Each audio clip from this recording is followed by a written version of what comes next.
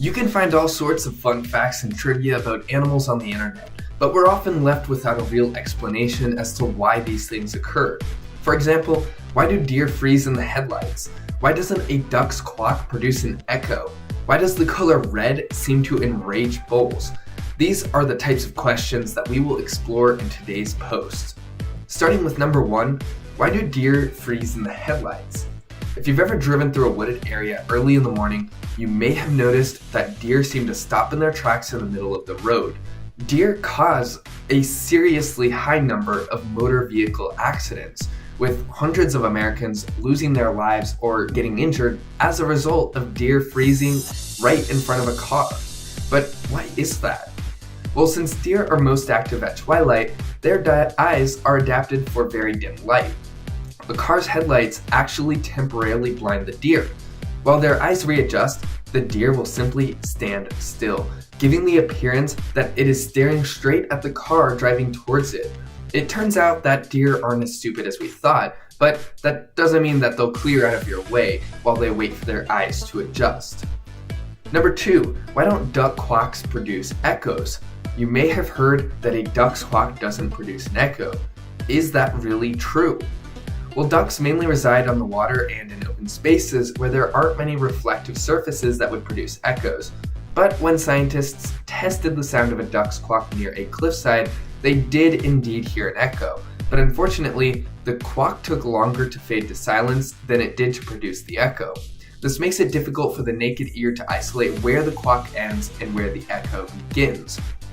Number 3, does a cat's meow imitate a baby's cry? While kittens meow at their mothers for food, adult cats do not meow at each other.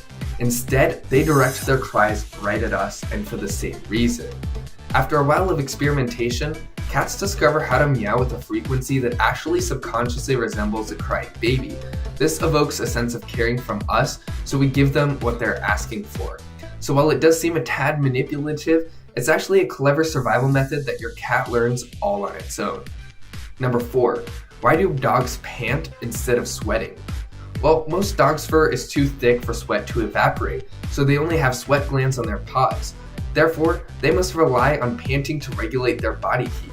Panting helps increase airflow to your dog's respiratory system. Dogs' bodies store water in membranes in their lungs, and the additional air intake evaporates this water, cooling their bodies. Furthermore, exposing their tongues while panting allows some of their body heat to dissipate off of the surface. For this reason, dog breeds with shorter snouts are worse at regulating heat and may require special care to prevent overheating if you live in a hot environment. Number 5, why are bulls aggravated by the color red?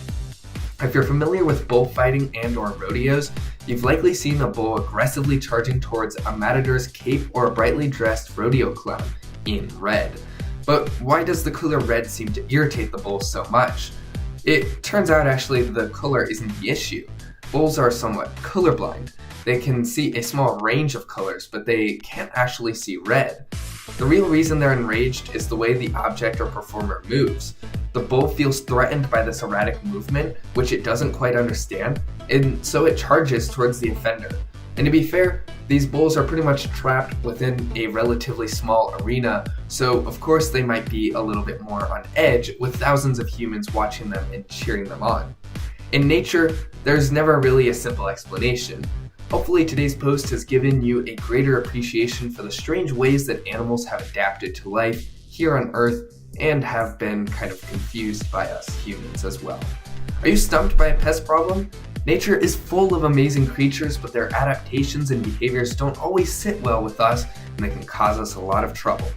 If you think that you have a wildlife or pest infestation problem, please give us a call at 855-WILDLIFE or visit our website at wildlifexteam.com for more information. Thank you so much, and we'll see you next week. Having trouble with wildlife in your home or office?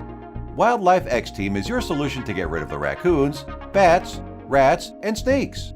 Having a professional team, we offer both residential and commercial animal removal methods by using innovative and integrated techniques. Our services include animal trapping, dead animal removal, nuisance wild animal control, and animal capture.